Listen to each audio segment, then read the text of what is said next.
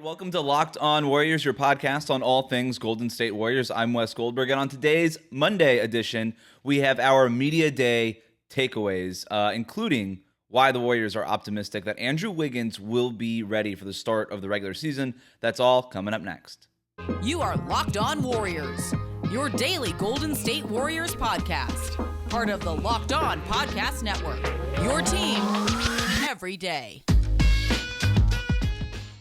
The latest on Klay Thompson's eventual return coming up later in the episode, plus an update on where the Warriors stand regarding the 15th spot on the roster and maybe some potential trades down the line. But at first, I wanted to talk about the latest on Andrew Wiggins, who is making headlines now because he's not getting vaccinated or has not been vaccinated, and that's put his availability for Golden State in jeopardy because San Francisco, starting October 13th, is going to implement a rule that says, hey, if you're not vaccinated, you cannot participate in events such as, and many other things, but including playing for a professional basketball team indoors. And so Andrew Wiggins, who months and months and months ago when the vaccine was first came out and made available, said that he was not going to get the vaccine unless he was forced to get it. And then over the weekend, his appeal to the NBA that he did not want to get the vaccine for religious purposes was rejected. And so now we're at a situation where Andrew Wiggins is kind of at his last resort. This is the point where he is being forced to get the vaccine in order to play. Asked about this on Media Day, Bob Myers went first, Steve Kerr went after. Both echoed the same sentiment, that they expect Andrew Wiggins and their full complement of players to be available for the start of the season. This is what Bob Myers said, quote, "I'm optimistic that come the first game here at Chase, we'll have our full complement of players. My belief and my thoughts are that we'll have the full team, and I'm not really preparing for anything different right now." A few minutes later, Steve Kerr at the podium said, "We'll just see how everything plays out. We're hopeful that it is all resolved over the next couple of weeks. We're going into camp tomorrow with a plan to have everyone on the floor." So the Warriors are downplaying this issue with Andrew Wiggins, but it also feels like they're optimistic that he's going to be available. And I'll go back to what I said before. I think there's a belief in the Warriors organization that when push comes to shove, Andrew Wiggins will just get the vaccine so that he can play. And the fact that this ordinance does not go into effect until October 13th is helpful, right? Because we know that he could get the one shot Johnson & Johnson shot, or if he has to take the two shots, there's 2 weeks in between, and there's 2 weeks after the final shot in which that you are considered vaccinated, right? It's September 27th now on Media Day. Andrew Wiggins will be at Media Day, right? Taking the pictures, doing all the things. I'm talking to you before Andrew Wiggins has gone up on the podium, going right after Bob Myers and Steve Kerr has talked, so I can get this newest stuff to you as soon as possible. But Wiggins should be able to be involved in training camp and things like that. And if he starts this vaccination process soon, he should be available. And the Warriors won't have to deal with any or very minimal issues regarding Andrew Wiggins' vaccination status. So we'll see what happens. We have yet to hear from Andrew Wiggins. We will have another update for you later on his status, depending on what he says, if he says anything at all. But I did find that really interesting, that the Warriors are very optimistic that Wiggins will be available, and the fact that they're saying publicly, we don't have a backup plan because we fully expect him to be available. And when I say that they expect him, they weren't commenting directly on him because they tried to stay away from commenting on any individual player's vaccination status, but everybody knows who they were talking about, and they were talking about around it in a way that made it very clear on purpose. So there's that. Then there's the Klay Thompson stuff. So this to me was interesting. They're not going to rush Klay Thompson back, which is good, because there were reports immediately after the NBA schedule came out that they thought that Klay maybe had a target date for December 25th, the Christmas Day game, that the Warriors are going to be playing on national TV, part of that national slate of games. And that to me was concerning. You might be saying, well, why would that be a concern? Klay Thompson coming back soon, that must be a good thing. No. I was concerned that they were rushing him back so that he could be available for that Christmas Day game, because everything that I had been hearing before that was January, early 2022, right? January, February even. Like, I've been hearing that kind of timetable. Then all of a sudden the schedule comes out. It's revealed that the Warriors are going to be playing in that national game on Christmas, and they say, oh, well, maybe he could be back by Christmas. Now, for the record, that was reported by ESPN. I had never heard any of that in my own reporting, okay? I think that was not coming from the coaching staff. I don't think that report was coming from the team doctors. I don't think that report was coming from Klay Thompson's camp. I'll just put it that way. Today, Bob Myers and Steve Kerr both echoed the same sentiment regarding Klay, that they're not going to rush him back. And that's a really good sign because everybody wants Klay Thompson to play as soon as possible. Everybody loves watching Klay Thompson play. Who doesn't like watching Klay play basketball? He's one of the most fun players to watch in the NBA. Everybody loves Klay Thompson. You, me, everybody on the planet wants Klay to be playing basketball as soon as possible. But more than anything, we want Klay to be back to 100%. We want Klay to be healthy. We don't want Klay to miss any more time because of any kind of injuries. And if he does get rushed back, I think the fear is that he wouldn't be what he was before the injury. Now, we don't know what he's going to look like when he comes back. But my thing has always been this. Get him as close to that as possible. Be 110% positive that you're not going to re-injure anything when he comes back. You just have to be as safe as possible with Klay Thompson because at the end of the day, you need him to be ready for the playoffs, right? You need him to be as good as he can possibly be by the playoffs, and that gives you ample time. So setting some sort of Christmas Day game as a target, I thought was really premature and irresponsible if that was being done at all at any level of the Warriors organization. Luckily, that is not the case based on what we've heard on Monday's media day. So that's what he says for Klay Thompson. The other thing that I found interesting was that it's kind of been decided that Klay is going to make his debut at home at Chase Center. Now, if you've been following this program and my thoughts and my reporting on Klay Thompson, that shouldn't come as a shock to anybody. I think that was probably widely expected, but it was notable that Steve Kerr came out and said it, that, hey, Bob Myers told me that I have to play Klay Thompson for the first time at Chase Center in front of our home fans. Again, makes all the sense in the world. And it is kind of amazing, by the way, to think that Klay Thompson has never played a game at Chase Center. It's true, but it's crazy when you really think about it. Feels like we've been at Chase Center for more than 2 years now. Yeah. So that's the deal, is that Klay will not play until there's a home game. The schedule, they play Phoenix on Christmas Day in Phoenix. So this idea of Klay coming back for the Christmas Day game, if he's going to make his debut at home, then it's not going to happen in Phoenix. That's not home. They play Denver at Chase Center on the 28th, and they're on the road for New Year's. So at Denver, then at Utah for December 30th and January 1st. They play at home against Miami on January 3rd, but right after that, they're on the road for a couple of games, and they're at home, and then they're on the road again for 4 straight road games. So yeah, they're at home on January 3rd. They're at home on January 9th against Cleveland, but the days that I'm looking at are January 18th to January 29th. It's a 7-game homestand.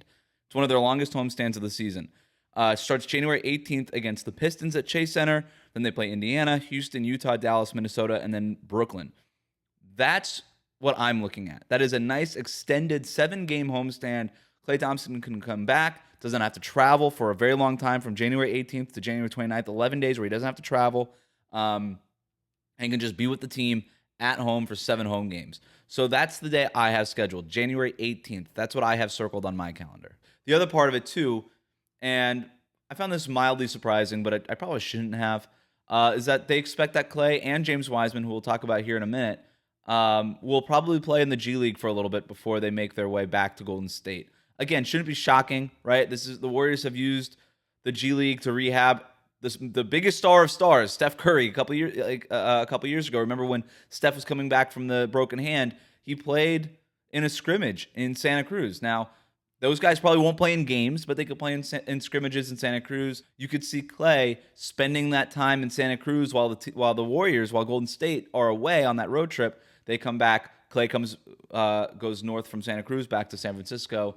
and maybe makes his debut January 14th. So that's the day that I'm circling.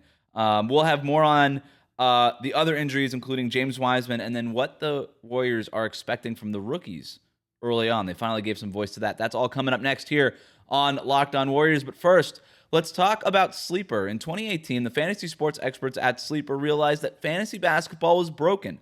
Games were being won and lost based on whose players had more scheduled games that week. It made no sense, and it required very little strategy. So in 2020, Sleeper released a brand new way of playing fantasy basketball. It's called Game Pick, and it's only available on Sleeper. In Game Pick, owners pick a single game per week for each starter to count towards their team's total score, ensuring an even number of games played between opponents. The days of losing because your opponent's players simply had more scheduled games to play that week, that's over. The days of mindless daily busy work, that's over. The days of giving up halfway through the season because of all that busy work, also over. In Game Picks, you pick one game per week for each player based on player matchups, home versus away, opponent's defensive ranking, pace of play, more, whatever you want to do. All of that adds up to more strategy and less busy work. Whether you prefer redraft, keeper, or dynasty, Game Picks has you covered.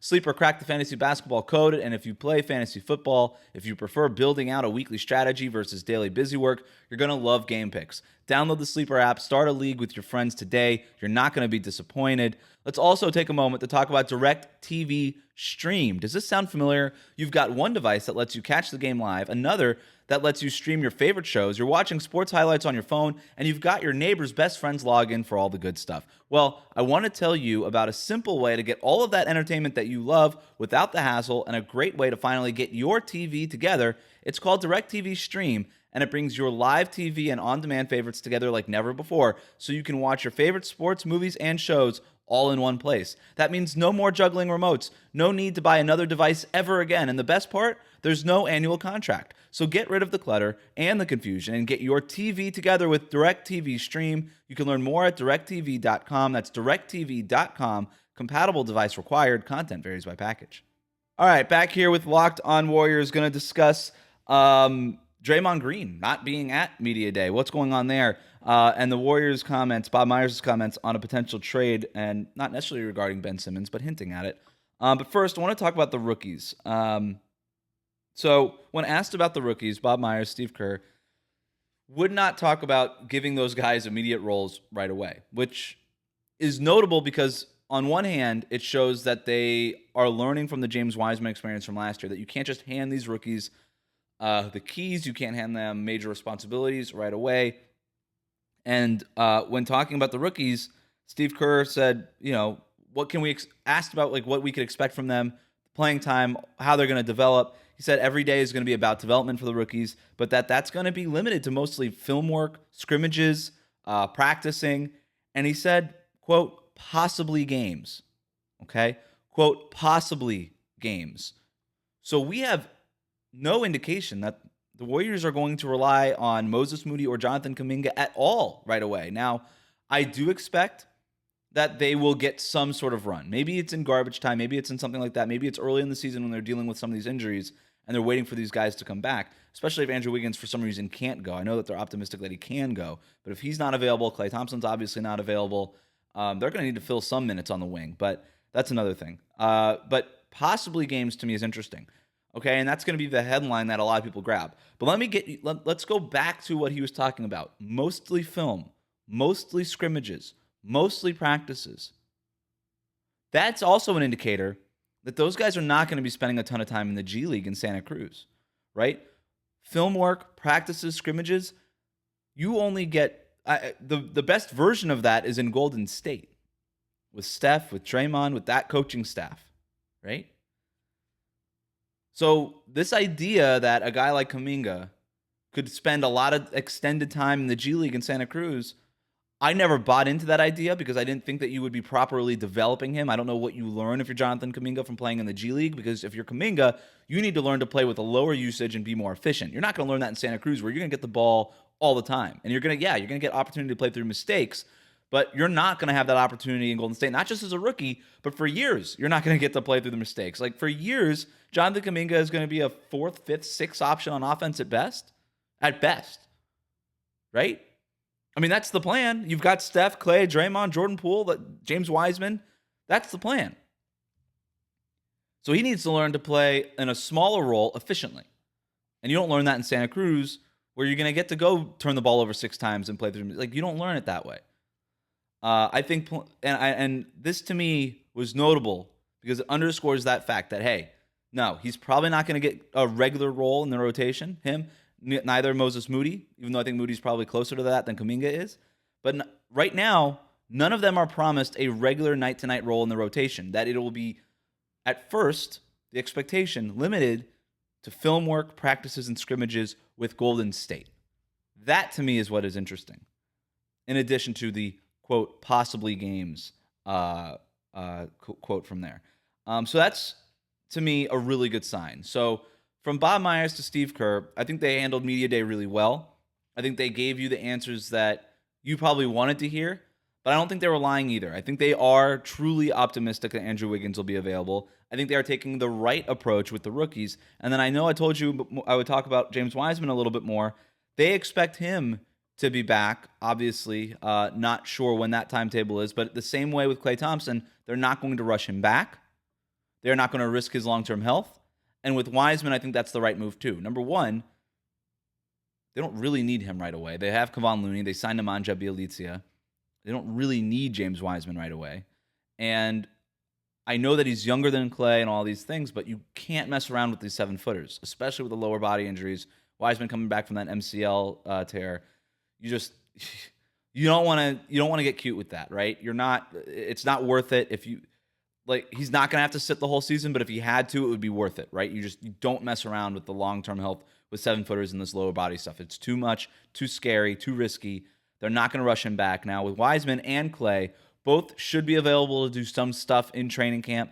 Neither one of them are going to scrimmage. Neither one of them are going to go through contact, but they will be available to do stuff in training camp. I think both of them probably will look good during training camp, but again, this coaching staff, the medical staff, everybody involved, not going to rush any of them back. I think that's a great move. I think it's a great decision. I think the Warriors, more than anything, have learned so much from last season that they are clearly applying to this season, not just with how they're handling the rookies, but from revamping the coaching staff, how they're handling these injuries.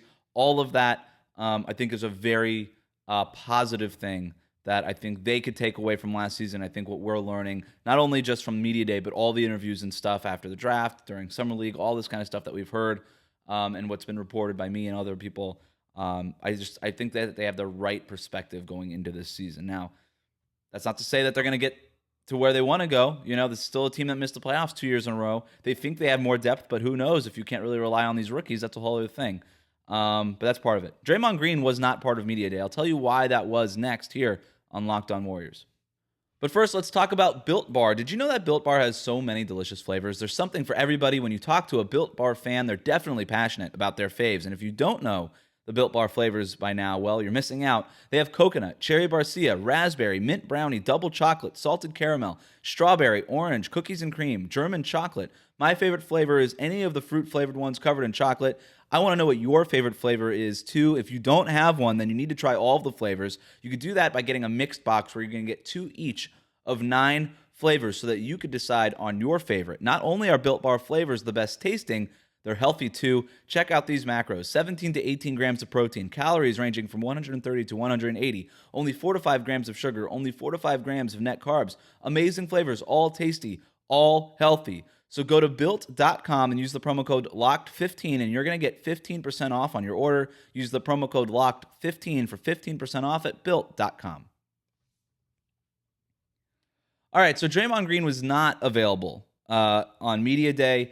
Reason being personal reasons. So he was not available, but they expect Draymond Green to be back at soon for training camp starting Tuesday. So not a long-term issue with Draymond Green, but I did decide to tease it until the end of the show to make you listen the entire time, because that's how radio works, people. Thanks for listening. Make sure that you are subscribed, by the way, on YouTube here or wherever you get your podcast, your favorite podcasting app. Locked On Warriors and all of the great Locked On Podcast Network content is available on that. And we thank you for making us your first listen of the day. For your second listen, make sure to go check out Locked On NBA for the bigger picture stuff from around the league from Media Day. Actually, I'll be on Locked On NBA Tuesday morning. Me and David Ramil from Locked On Heat will have the latest from Media Day around the NBA for you tomorrow morning. So that's all of that. There was one other interesting quote that I wanted to get to here, and it was regarding the Warriors and how they feel about making a trade. And there's been a lot of rumors about Ben Simmons, whether or not the Warriors could be a fit there for him. And Joe Lacob obviously talking to the San Francisco Chronicle a week ago or so, saying that he doesn't think Ben Simmons would be a fit. And Bob Myers, when he was at the podium, was asked not about Ben Simmons specifically, but around it enough where he wouldn't get fined. Joe Lacob got fined $50,000 for making a comment about Ben Simmons. I can't remember who the reporter was. I want to say it was Tim Kawakami. Asked Bob Myers about Ben Simmons, but tried to lead him in a way that allowed him to talk around it. And basically, we got this answer in regards to a trade for Ben Simmons or otherwise from Bob Myers. I expect this roster to be our roster. That's it. Now, Bob Myers also obviously left open the possibility of a trade down the road, saying, hey, we feel like, when we need to make a trade, if things feel stale, if we're not happy with the roster, we'll start exploring those kinds of options. But for right now, Bob Myers is saying that he is happy with the construction of the roster. And I think mostly that is, I think it's for a good reason. I think this roster is well constructed enough. I had some of my issues with free agency. I don't think they maximized free agency, and I don't think that they are maximizing Steph Curry's window. But as far as, the plan that they had, I think they executed it relatively well. I think they, swung and missed on some of the ring-chasing vets that they would have liked to have. But other than that, they wanted to get younger. They wanted to use those lottery picks on young guys. They did, I have my issues with that. But as far as executing that plan, I thought they did a pretty good job of it. So there's that part of it. And then obviously, I think there's the other part of it is that they don't know what this group looks like with Klay Thompson, right? They need to know what Klay looks like when he comes back and how the rest of the roster responds to Klay and how this group looks. And what does James Wiseman look like when he comes back? How much progress can James Wiseman make? Steve Kerr talked about how, hey, it's not ideal that James Wiseman can't play and that he's not available for Summer League and he won't be available for training camp, but it does give him an opportunity to kind of sit back, focus on the little things, do a lot of film work, kind of get his life in order a little bit, get adjusted to playing in the NBA because we know that his rookie season was such a whirlwind, and obviously focus on his body with rehab and stuff like that, which is going to be very important for a young player, especially a player like Wiseman who has a great, huge frame but needs to fill out a little bit more. So he mentioned all those things. But yeah, as far as a trade is concerned, I do think the Warriors... Look, if Damian Lillard was available or Bradley Beal or something, you just make the trade and you're like, okay, we're probably going to be better with these guys than if we didn't have them, right? But these other kinds of trades, even something like Ben Simmons, whose fit is so questionable in Philadelphia and would be anywhere else, I don't know that it's worth rocking the boat right now, right? Obviously, there's things that you like about Ben Simmons. There's obviously some limitations to his game. But you don't know what this group looks like with Klay Thompson. You don't know what it looks like with your full allotment of rookies and young players and what it looks like when everybody's healthy. And I do think that Bob Myers, generally speaking, wants to see this group together before making any sort of major decisions down the road. And by the way, that's not to say that once Klay Thompson comes back, they'll be like, all right, what can we trade Andrew Wiggins for? I don't think that that's going to be the situation. I think that this front office, and I've reported this for about a year now, guys, I think they're comfortable with this being the core going forward. This idea that they're a superstar trade away, that they're just assembling assets ready to make a move and pounce on the next superstar who demands a trade. This idea, that's not how this organization is approaching things. That's not to say that they wouldn't make that kind of deal, that they wouldn't make those phone calls. I'm just telling you that they're not counting on that and that they're more than comfortable with this core going forward. They believe that this core can win a championship again with Steph. They do believe that. You and I can disagree on that. They believe that. And they do. I think they are comfortable going forward with this group. Andrew Wiggins, Klay Thompson, James Wiseman, Jonathan Kuminga, whatever player that you think that they might trade or have concerns health-wise with, and they're comfortable with this group. But it does start mostly with what it looks like when Klay Thompson comes back, and then to a lesser extent when James Wiseman looks like when he does come back. But those are my Media Day takeaways. If anything else notable comes out, I will be back here on YouTube and back here on your podcast feed to give you the latest updates on all the Warriors. Remember to keep it locked in here with Locked On Warriors. Thank you again for making us your first listen of the day. And then for your second listen, make sure to go check out Locked On NBA, or if you're a 49ers fan, or maybe you're still a Raiders fan, go check out the Locked On shows that we have for your favorite NFL teams as well. Just cleaning up some stuff now. Maybe some of you are surprised to be seeing me right now or hearing me right now. As you know, I will be transitioning away from Locked On Warriors. I've already left my job at the San Jose Mercury News, moving to Miami. Actually, I've already moved to Miami and covering, I've got things in the works there. But while we transition Locked On Warriors, I will be here for you covering Media Day, obviously training camp, and depending on how long this is going to go. We're still in the transition. Don't know who your next host is for Locked On Warriors, but for now, thanks for tuning in. We'll catch you next time.